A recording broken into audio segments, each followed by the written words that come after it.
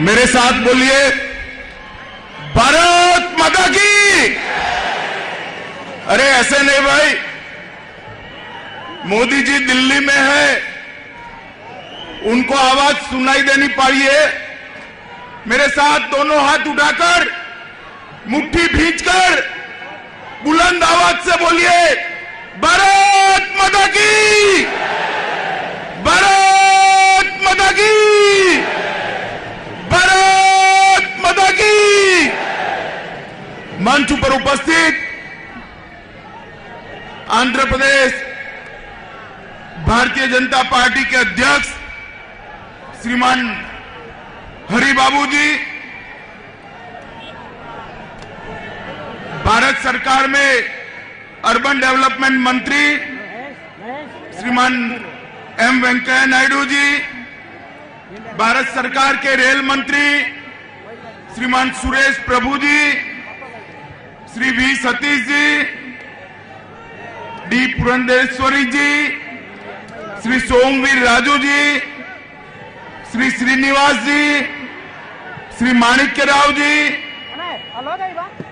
Shri Gangaraju ji, Shri P Vishnu Kumar Raju ji, Shri K Satyanarayana Raju ji, doctor Akula Satyanarayana ji, Shri PVN Madhavan ji, और आज आंध्र प्रदेश के कोने कोने से 2500 से ज्यादा बूथ से आए हुए मेरे प्यारे भाइयों और बहनों, వేదిక మీద ఉన్నటువంటి రాష్ట్ర అధ్యక్షులు హరిబాబు గారికి, కేంద్ర మంత్రులైనటువంటి పెద్దలు వెంకయ్య నాయుడు గారికి, సురేష్ ప్రభు గారికి, సతీష్ జీ గారికి, సోమవీరాజ్ గారికి, ఇంకా వేదిక మీద ఉన్నటువంటి పెద్దలందరికీ, మన గంగరాజ్ గారికి, సత్యనారాయణ గారికి, మాధవ్ గారికి, మాణిక్యాలరావు గారికి, కామినేని శ్రీనివాస్ గారికి, కృష్ణరాజు గారికి, వేదిక మీద ఉన్నటువంటి పెద్దలందరికీ, అదేవిధంగా వేదిక ముందు రాష్ట్ర నలుమూలల నుండి దూరాన్ని సైతం లెక్క చేయకుండా ఇక్కడ సమావేశానికి హాజరైనటువంటి సోదర సోదరీమణులందరికీ కూడా నా నమస్కారాలు తెలియజేస్తున్నాను। मित्रों, सबसे पहले मैं आंध्र प्रदेश भारतीय जनता पार्टी को ఎంఆర్పిఎస్ సమస్య మా దృష్టికి వచ్చింది, దయచేసి గమ్ముండి అందరూ సమర్థన చేస్తుంటే ఎందుకు కూడా చేస్తారు? బీజేపీ సపోర్టింగ్ ఇది ఎంఆర్పిఎస్ నా ప్లీజ్ అధ్యక్షుడు మాట్లాడుతున్నప్పుడు ఎవరేం హడావుడి చేయొద్దు। मित्रों, सबसे पहले मैं आंध्र प्रदेश भारतीय जनता पार्टी को हृदय से अभिनंदन देना चाहता हूं कि 25,000 से ज्यादा बूथों से जहां तक नजर दिखाई पड़ती है, कार्यकर्ता ही कार्यकर्ता बूथ अधिवेशन के अंदर आए हैं। నేను ఇవాళ ఆంధ్ర రాష్ట్రానికి సంబంధించినటువంటి భారతీయ జనతా పార్టీ కార్యకర్తలు ప్రతి ఒక్కరిని కూడా నేను అభినందిస్తున్నాను। ఎందుకంటే సుదూరం నుంచి మీరందరూ ఇక్కడ సమావేశం అవడం మాత్రమే కాకుండా కనుచూపు మేరకు ఎంత దూరం చూసినా అంత దూరం భారతీయ జనతా పార్టీ కార్యకర్తలు కనబడుతుండటం నిజంగా మా అందరికీ కూడా చాలా ఆనందాన్ని కలిగిస్తున్నటువంటి విషయం। मित्रों, आज ये महासंकल्प बूथ अधिवेशन जो हो रहा है वो विजयवाड़ा में हो रहा है, और विजयवाड़ा का मतलब है विजय का स्थान। और मुझे भरोसा है कि आज इस अधिवेशन के माध्यम से आंध्र प्रदेश के अंदर भारतीय जनता पार्टी के विजय का नया अध्याय शुरू होने जा रहा है। ఇవాళ ఈ భారతీయ జనతా పార్టీకి సంబంధించినటువంటి కార్యకర్తల యొక్క అంటే బూత్ కార్యకర్తల యొక్క మహా సమ్మేళనం ఇక్కడ విజయవాడలో నిర్వహించుకుంటున్నాం। విజయ అంటే విజయం అని చెప్పి అర్థం, వాడ అంటే ప్రాంతం అని చెప్పి అర్థం, కనుక విజయవాడ అంటే విజయానికి నిలయం కాబట్టి ఇక్కడ నుండి ఆంధ్ర రాష్ట్రానికి సంబంధించినటువంటి భారతీయ జనతా పార్టీ విజయ యాత్ర ప్రారంభం అవుతుందని చెప్పి మీ అందరికీ నేను తెలియజేసుకుంటున్నాను। जब भी आंध्र प्रदेश भारतीय जनता पार्टी का इतिहास लिखा जाएगा, ये विजयवाड़ा बूथ सम्मेलन भारतीय जनता पार्टी के विजय के लिए एक मील का पत्थर साबित होगा। ఆంధ్ర రాష్ట్ర చరిత్రలో భారతీయ జనతా పార్టీ సమావేశాల గురించి చర్చించుకున్నప్పుడల్లా విజయవాడలో మనం నిర్వహించుకునేటువంటి ఈ సమావేశం ఆంధ్ర రాష్ట్ర చరిత్రలో చిరస్మరణీయంగా మిగిలిపోతుందని చెప్పి తెలియజేసుకుంటున్నాను. मित्रों, ऐसा कहते हैं कि इसी भूमि पर भगवान शिव ने अर्जुन को पशुपात अस्त्र दिया था और पशुपात अस्त्र से अर्जुन ने विजय प्राप्त की थी. आज ये जो बूथ सम्मेलन है, मुझे भरोसा है ये बूथ सम्मेलन भारतीय जनता पार्टी के लिए पशुपात अस्त्र जैसा साबित होने वाला है. విజయవాడకు సంబంధించినటువంటి ఇంకొక నమ్మకం, ఈ ప్రాంతంలోనే శివుడు అర్జునుడికి పాశుపతాస్త్రాన్ని అందించాడని, ఆ పాశుపతాస్త్రంతో అర్జునుడు విజయాన్ని సాధించాడని చెప్పి మనందరికీ తెలుసు. ఇవాళ ఇక్కడ మనం నిర్వహించుకునేటువంటి ఈ సమావేశం ఏదైతే ఉందో ఇది పాశుపతాస్త్రంగా నేను భావిస్తున్నాను. ఖచ్చితంగా ఆంధ్ర రాష్ట్రంలో భారతీయ జనతా పార్టీ ఈ పాశుపతాస్త్రం ద్వారా అంటే మీ అందరి ద్వారా విజయాన్ని ప్రాప్తిస్తుందని చెప్పి నేను విశ్వసిస్తున్నాను. मित्रों, जब मां कृष्णा नदी को सागर में जाने का रास्ता नहीं मिलता था, तब अर्जुन ने पहाड़ के अंदर छेद कर यहां से ही रास्ता निकालकर मां कृष्णा को सागर से मिलाया था. भारतीय जनता पार्टी के आंध्र प्रदेश को भी विजय के रास्ते पर, विजय के सागर तक मिलाने का काम यही बूथ सम्मेलन करने वाला है. కృష్ణా నది సముద్రంలో కలవడానికి వెళ్ళడానికి ఎటువంటి వీలు లేనటువంటి సందర్భంలో అర్జునుడు ఇక్కడ ఉన్నటువంటి కొండల్ని ఛేదించి కృష్ణా నదిని సముద్రంలో కలిపాడు అని చెప్పేటువంటి విశ్వాసం ఇక్కడ ఉన్నటువంటి ప్రజల్లో ఉంది. ఇవాళ ఇక్కడ ఉన్నటువంటి ప్రతి ఒక్క భారతీయ జనతా పార్టీ కార్యకర్త కూడా ఈ మహా సమావేశం ద్వారా భారతీయ జనతా పార్టీని తీసుకెళ్లి విజయం అనేటువంటి సముద్రంలో ఖచ్చితంగా కలుపుతారని చెప్పి మేమందరం కూడా విశ్వసిస్తున్నాం. విజయాన్ని అందిస్తారని చెప్పి మేము నమ్ముతున్నాం. गत वर्ष मैं जब आया था तब मैंने कहा था कि आंध्र प्रदेश भारतीय जनता पार्टी का मजबूत घर बनेगा. आज मैं कहना चाहता हूं, पूरे दक्षिण भारत में सबसे मजबूत भारतीय जनता पार्टी कहीं बनने वाली है तो मेरे आंध्र प्रदेश के अंदर बनने वाली है. నా యొక్క విశ్వాసం ఎల్లప్పుడు ఇంతకు ముందు కూడా మీ అందరికీ చెప్పాను. ఎక్కడైనా సరే దక్షిణ భారతదేశంలో ఎక్కడైనా సరే సుదృఢమైనటువంటి విజయాన్ని భారతీయ జనతా పార్టీ సంప్రాప్తించగలదంటే అది ఆంధ్ర రాష్ట్రంలో అవుతుంది అనేటువంటి విశ్వాసం నాకు ఎప్పుడు ఉండేది. ఇవాళ ఆ విశ్వాసం నమ్మకంగా మారింది. ఖచ్చితంగా దక్షిణ భారతదేశంలో మంచి విజయాన్ని ఇక్కడ ఆంధ్ర రాష్ట్రంలో ఉన్నటువంటి భారతీయ జనతా పార్టీ కార్యకర్తలు మాకు అందిస్తారనేటువంటి విశ్వాసం మాకు కలిగింది. मित्रों, 3 साल से सदस्यता के माध्यम से आंध्र प्रदेश में हम भारतीय जनता पार्टी को मजबूत कर रहे हैं और आज मुझे आनंद है कि 42,000 में से 25,000 से ज्यादा बूथों में बूथ की रचना का काम भारतीय जनता पार्टी ने समाप्त कर दिया है. గడిచిన 3 సంవత్సరాలుగా భారతదేశ వ్యాప్తంగా భారతీయ జనతా పార్టీని బలోపేతం చేసుకోవాలి అనేటువంటి లక్ష్యంతో అడుగులు ముందుకు వేస్తూ వస్తున్నాం. ఇవాళ నాకు చాలా ఆనందంగా ఉంది. ఆంధ్ర రాష్ట్రంలో దగ్గర 25,000 బూత్లకు సంబంధించినటువంటి కమిటీల్ని మీరందరూ నిర్మాణించుకున్నటువంటి సందర్భంలో మాకు చాలా ఆనందంగా ఉంది. మిమ్మల్ని అభినందిస్తున్నాను కూడా. और मित्रों, भारतीय जनता पार्टी का विकास ऐसे ही एक कार्यकर्ता जोड़कर हुआ है.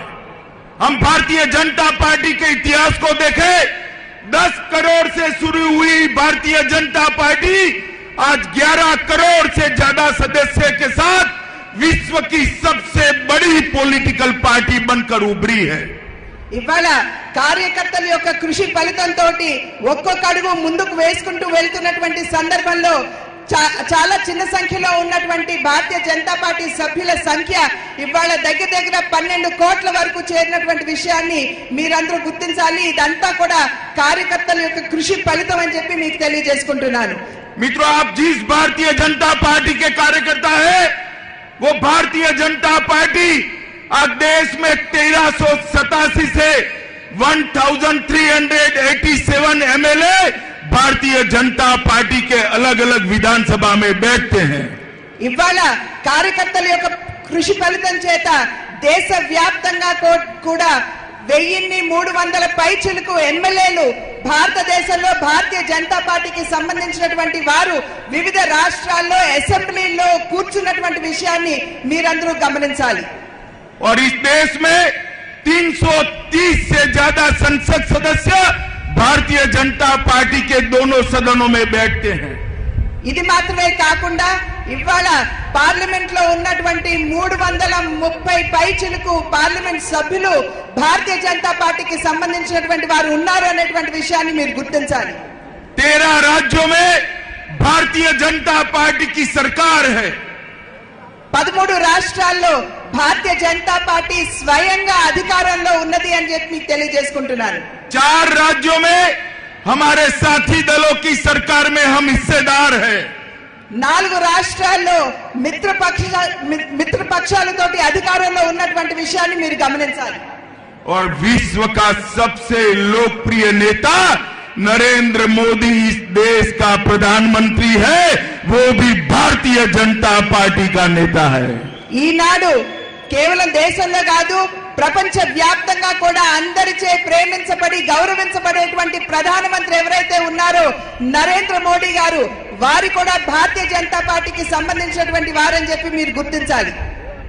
मित्रों, नरेंद्र मोदी सरकार 2 ही दिन में अपने 3 साल समाप्त करने वाली है. త్వరలో ఇప్పుడు మనం భారతీయ జనతా పార్టీ అధికారంలోకి వచ్చి 3 సంవత్సరాల్ని పరిపూర్ణం చేసుకోబోతున్నాం. मित्रों, नरेंद्र मोदी सरकार ने देश को सम्मान दिलाने वाले बहुत सारे काम किए हैं. देश की सीमाओं को सुरक्षित करने के लिए सर्जिकल स्ट्राइक करना, 104 उपग्रह को एक साथ सैटेलाइट में भेजना, हर गरीब के घर में बैंक अकाउंट पहुंचाना, 2 करोड़ से ज्यादा महिलाओं को गैस कनेक्शन पहुंचाना, 7 करोड़ से ज्यादा युवाओं को मुद्रा बैंक की लोन देने का काम भारतीय जनता पार्टी की नरेंद्र मोदी सरकार ने किया है. అధికారంలోకి వచ్చిన నాటి నుండి కూడా నరేంద్ర మోడీ గారు దేశం గర్వించదగ్గ అనేక కార్యక్రమాలను వారు చేపట్టడం జరిగింది. ప్రధానంగా మన దేశ సరిహద్దు ప్రాంతాలు ఏవైతే ఉన్నాయో వాటిని సురక్షితం చేయడం జరిగింది. ఒకానొక సందర్భంలో భారతీయ సైనికుడికి ఎవరు వెనకాల లేరు అని చెప్పి భావించినటువంటి సందర్భంలో సర్జికల్ స్ట్రైకుల ద్వారా ప్రతి భారతీయ సైనికుడు వెనుక 130 కోట్ల భారతీయులు ఉన్నారు అనేటువంటి విషయాన్ని వారు తెలియజేయడం జరిగింది. అది మాత్రమే కాకుండా జన్ధన్ కావచ్చు, మరి ముద్రా బ్యాంక్ యోజన కావచ్చు, ఇవన్నీ కూడా పేదలకు అందించినటువంటి విషయాన్ని మీరందరూ గుర్తించాలి. ఇవాళ బ్యాంక్ ఖాతాలు ఏవైతే ఉన్నాయో దగ్గర 23 కోట్ల మందికి బ్యాంక్ ఖాతాలను అందివ్వడం జరిగింది. అదే విధంగా 7 కోట్ల మంది ఈ దేశ యువకులకి ముద్రా బ్యాంకుల ద్వారా లోన్లు అందివ్వడం జరిగింది. 5 కోట్ల మంది పేద మహిళలకు ఇవాళ ఉచితంగా గ్యాస్ ను అందివ్వడం జరిగింది. ఇవన్నీ కూడా నరేంద్ర మోడీ గారు పేదల యొక్క ప్రగతిని దృష్టిలో పెట్టుకుని చేశారనేటువంటి విషయాన్ని మనం గమనించాలి. मित्रों, नरेंद्र मोदी सरकार ने 106 से ज्यादा नई योजनाएं लोगों के कल्याण के लिए लेकर आई है. मेरे पास इसकी पूरी सूची है. कुछ योजनाओं का नाम मैं जोर से पढ़ता हूं. आपको लगे बहुत हो गया तो ताली बजाकर रोक लेना. मैं पढ़ूं जोर से.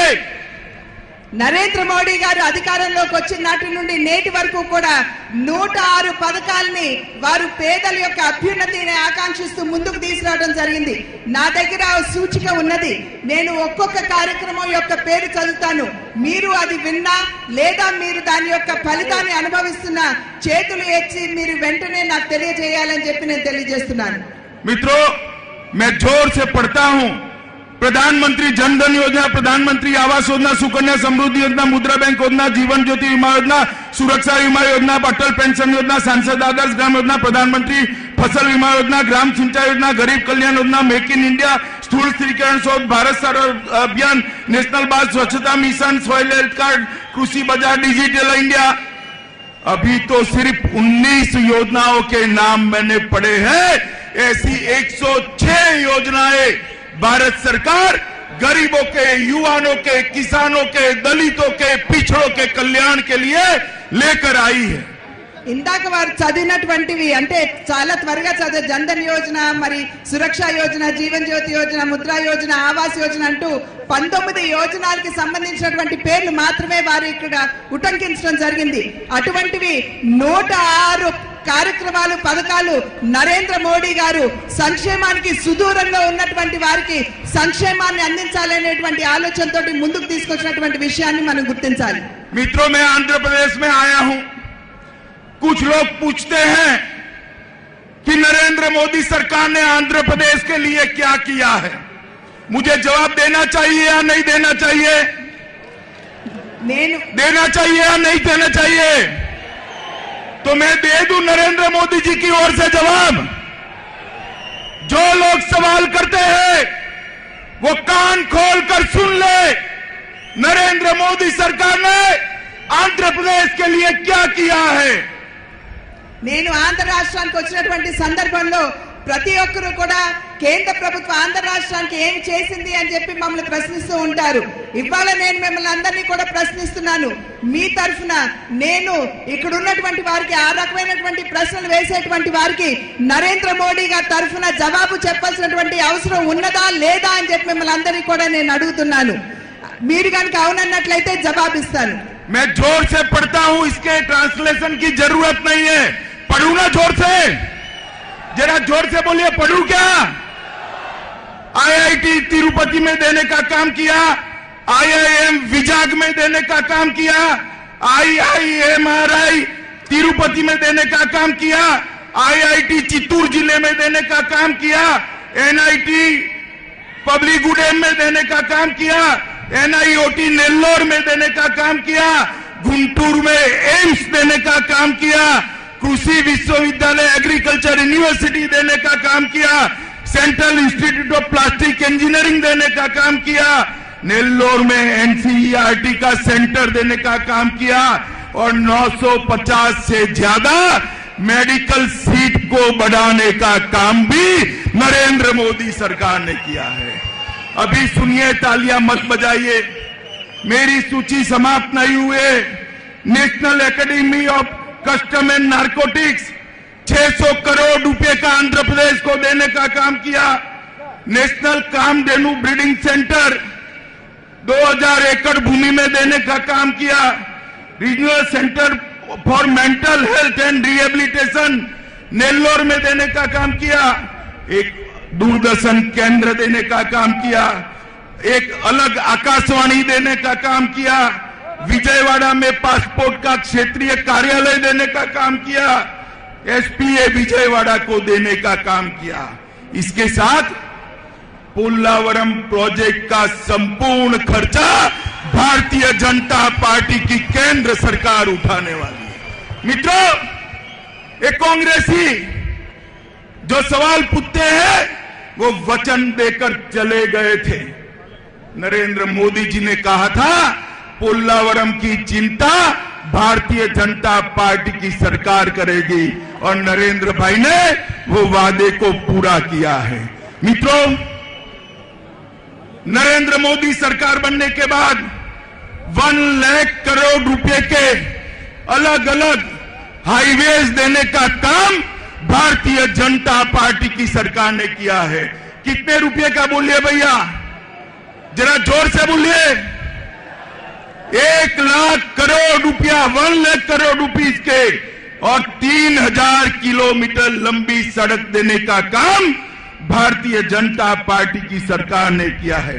पेट्रोलियम मिनिस्ट्री के तहत विशाखापट्टनम, राजामुंद्री, काकीनाडा पेट्रोलियम कॉम्प्लेक्स के लिए 35,000 करोड़ रुपए की रिफाइनरी डालने का काम भारतीय जनता पार्टी की सरकार ने किया है। मित्रों, कृष्णा गोदावरी बेसिन में लगभग 70,000 करोड़ तक का नया इन्वेस्टमेंट आने वाला है। रक्षा के क्षेत्र में भारत इलेक्ट्रॉनिक्स लिमिटेड ने अनंतपुर जिले में मिसाइल निर्माण के लिए 7,650 करोड़ रुपए का इन्वेस्टमेंट करने का तय किया है। बोबिली में नौसेना वायु स्टेशन के लिए 3266 करोड़ रुपया 3266 करोड़ रुपया देने का काम किया है। डीआरडीओ मिसाइल टेस्ट की सुविधा के लिए नागालैंड लंका में 1000 करोड़ रुपया इन्वेस्ट करने का निर्णय नरेंद्र मोदी सरकार ने किया है। मित्रों, लगभग लोहे का इस्पात संयंत्र एक अतिरिक्त परियोजना के तहत 38,500 रुपीज इन्वेस्ट करने का काम ये भारतीय जनता पार्टी की सरकार ने किया है। रेलवे के तहत 450 करोड़ लॉजिस्टिक पार्क के हैं। 4 दशक के बाद, 40 साल के बाद रायलसीमा के 2 जिले नांडियाल और एरागुंटूला को जोड़ने का काम भारतीय जनता पार्टी की सरकार ने किया है। गुंटूर गंटाकल की रेल लाइन के दोहरीकरण का काम के लिए 4000 करोड़ देने का काम किया है। एयरपोर्ट के लिए तिरुपति हवाई अड्डे को अपग्रेड किया है। विजयवाड़ा को अंतर्राष्ट्रीय एयरपोर्ट बनाने का काम किया है। राजामुंद्री हवाई अड्डे में नाइट लैंडिंग की फैसिलिटी देने का काम किया है। कडप्पा हवाई अड्डे में नए टर्मिनल का निर्माण किया है। मेरे पास अभी तो मित्रों 6 पेज और है, मैं पढ़ने लगूंगा तो रात को 12 बजे तक समाप्त नहीं होगा। जो लोग सवाल पूछते हैं उनको मैं कहना चाहता हूं कि आजादी के 70 साल तक जितना विकास का काम आंध्र प्रदेश को भारत सरकार ने नहीं दिया, इतना इस 3 साल के अंदर नरेंद्र मोदी सरकार ने देने का काम किया है। मित्रों,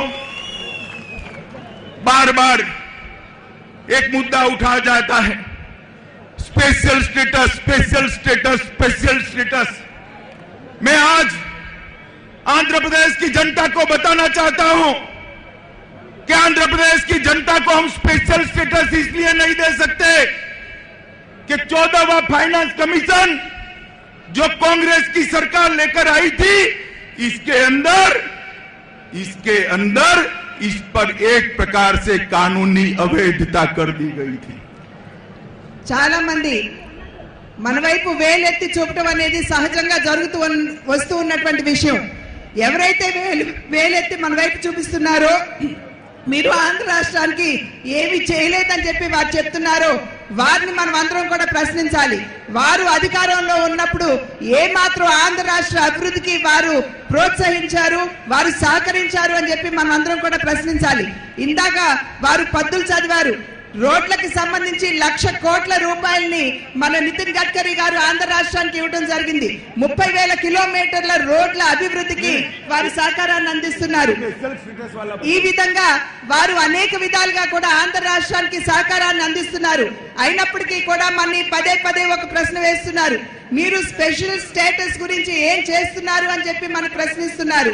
ఇవాళ మనం చూసినట్లయితే ఆంధ్ర రాష్ట్ర విభజన బిల్లులో ఎక్కడా కూడా ఈ స్పెషల్ స్టేటస్ కి సంబంధించినటువంటి ఒక సమగ్రమైనటువంటి నివేదిక ఎక్కడా లేదు అనేటువంటి విషయాన్ని మనం గమనించాలి. मित्रों, उन्होंने बैन लगाया था मगर हमने रास्ता निकाला है। मैं आंध्र प्रदेश की जनता को विश्वास दिलाना चाहता हूं कि जो स्पेशल पैकेज नरेंद्र मोदी सरकार लेकर आई है, स्पेशल स्टेटस से 1 रुपया भी आंध्र प्रदेश का नुकसान नहीं होने देंगे। इतना विश्वास आंध्र प्रदेश की जनता ने रखना चाहिए। ఇవాళ నేను మీకు సభాముఖంగా తెలియజేస్తున్నాను, ఏదైతే స్పెషల్ ప్యాకేజ్ కేంద్ర ప్రభుత్వం ప్రత్యేకించి ఆంధ్ర రాష్ట్రానికి అందించిందో, ప్రత్యేక హోదాకి సంబంధించి 1 రూపాయి కూడా తగ్గకుండా స్పెషల్ ప్యాకేజ్ ద్వారా ఆంధ్ర రాష్ట్రానికి మేము ప్రోత్సాహకాలు అందిస్తున్నామని చెప్పి మీ అందరికీ కూడా నేను తెలియజేసుకుంటున్నాను. मित्रों, लगभग 1,75,000 करोड़ रुपया की नई योजनाएं और अतिरिक्त फायदा केंद्र सरकार ने आंध्र प्रदेश को पहुंचाया है। నేను సభాముఖంగా తెలియజేస్తున్నాను, 1,65,000 కోట్ల రూపాయల మేరకు ఆంధ్ర రాష్ట్రానికి సహాయాన్ని వివిధ రకాలుగా కూడా అందించడం జరిగింది. ఇంకా మున్ముందు కూడా అందిస్తూనే ఉంటాం. आप जरा फिर से बोलिए, मैं फिर से अमाउंट बोलता हूं, 1,75,000। जरा बोलिए जोर से, कितना फायदा पहुंचाया है?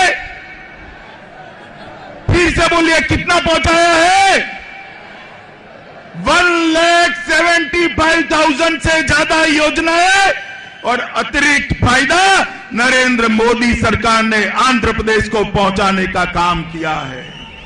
నేను మీ అందరికీ తెలియజేసుకుంటున్నాను 1,75,000 కోట్ల రూపాయల మేరకు ఆంధ్ర రాష్ట్రానికి ప్రోత్సాహకాలు అందించినటువంటి విషయం ఇప్పుడే మీ అందరికీ కూడా నేను తెలియజేస్తున్నాను। ఇది నరేంద్ర మోడీ గారి ప్రభుత్వం అందించినటువంటి విషయాన్ని మీరందరూ గుర్తించాలి। अब आप बताइए, आंध्र प्रदेश के कार्यकर्ताओं ने मोदी जी का धन्यवाद करना चाहिए या नहीं करना चाहिए? जरा जोर से बोलिए, करना चाहिए या नहीं करना चाहिए? मित्रों, आज मुझे हरि बाबू जी ने बताया है, नरेंद्र मोदी जी भाजपा की राष्ट्रीय कार्यकारिणी में विशाखापट्टनम आने वाले हैं। उस वक्त आंध्र प्रदेश की जनता मोदी जी का स्वागत करना चाहती है। ఇప్పుడే మన రాష్ట్ర అధ్యక్షులు హరిబాబు గారు మాకు చెప్పారు, ఇప్పుడు వచ్చే నెలలో అంటే జూన్ నెలలో జూలై నెలలో నరేంద్ర మోడీ గారు మన రాష్ట్రానికి రాబోతున్నారు। వస్తున్నటువంటి సందర్భంలో మీరందరూ కూడా చాలా ఘనంగా వారిని స్వాగతించడం మాత్రమే కాకుండా వారికి ధన్యవాదాలు కూడా తెలియజేయాలి। मित्रों, जिस दिन नरेंद्र भाई आंध्र प्रदेश की पवित्र भूमि पर पैर रखेंगे, उस दिन शाम को 7 बजे पूरे आंध्र प्रदेश के वासी और भारतीय जनता पार्टी के कार्यकर्ता घर घर दिए जलाएंगे, शंखनाद करेंगे, रंगोली करेंगे, पटाखे जलाकर नरेंद्र मोदी जी का स्वागत करेंगे। ఆంధ్ర రాష్ట్ర పవిత్ర భూమి మీద ఎప్పుడైతే నరేంద్ర మోడీ గారు కాలు మోపుతారో మనం ఆంధ్ర రాష్ట్రంలో ఉన్నటువంటి ప్రతి భారతీయ జనతా పార్టీ కార్యకర్త వారి వారి ఇళ్లలో మరి వెలుతురుని నింపుకుంటూ దియాలను వెలిగించాలి, అంటే దీపాలను వెలిగించాలి, రంగుల రంగుల ముగ్గులు వేయాలి, పటాకులు అంటే టపాకాయలు కాల్చాలి, ఒక పండుగ వాతావరణంతో ఈ ఆంధ్ర రాష్ట్రాన్ని మనం నింపాలి। आप बताइए, आप सभी लोग मोदी जी का भव्य स्वागत करेंगे? ऐसे नहीं, दोनों हाथ उठाकर बताइए, करेंगे? पटाखे जलाएंगे, दिया जलाएंगे, रंगोली बनाएंगे, शंखनाद करेंगे, पक्का करेंगे। तो जब नरेंद्र भाई जुलाई महीने में आए तो आंध्र प्रदेश को जो मदद भारतीय जनता पार्टी की सरकार ने करी है, उसके लिए पूरे आंध्र प्रदेश की जनता और भाजपा के कार्यकर्ता उनका स्वागत करें।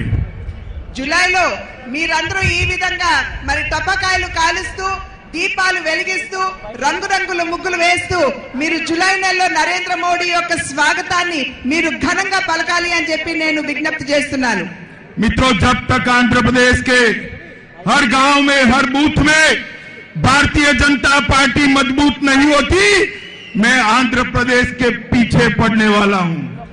ఈనాడు మీకు సభాముఖంగా తెలియజేస్తున్నాను, ఆంధ్ర రాష్ట్రంలో ప్రతి గ్రామంలో ప్రతి బూత్ లో భారతీయ జనతా పార్టీ బలోపేతం అయ్యేంత వరకు నేను మిమ్మల్ని వెంబడిస్తూనే ఉంటానని చెప్పి నేను సభాముఖంగా తెలియజేస్తున్నాను।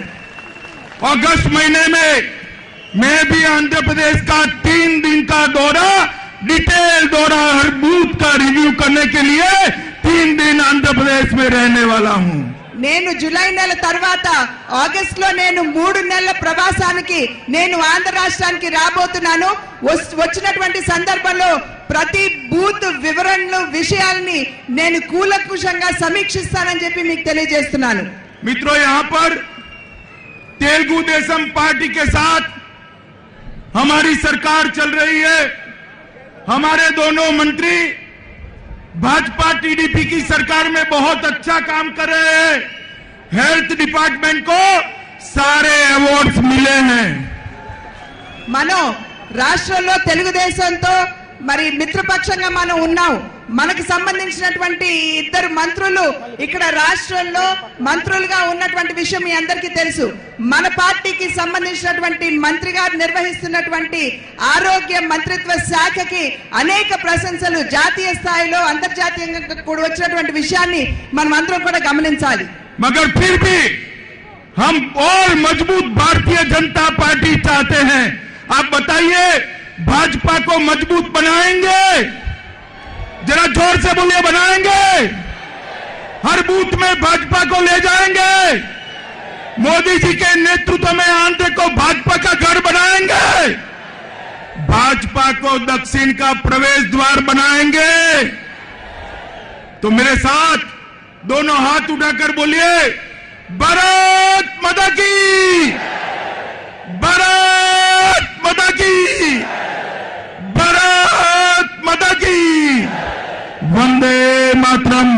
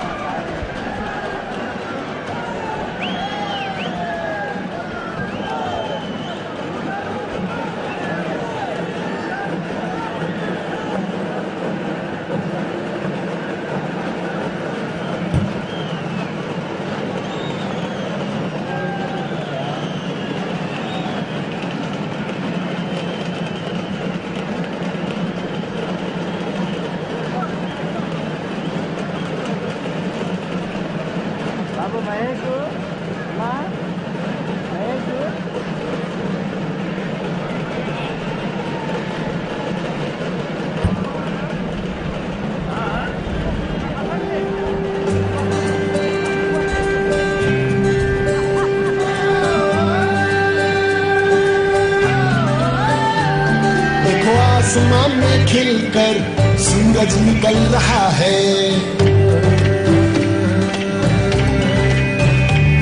देखो आसमां में खिलकर सूरज निकल रहा है।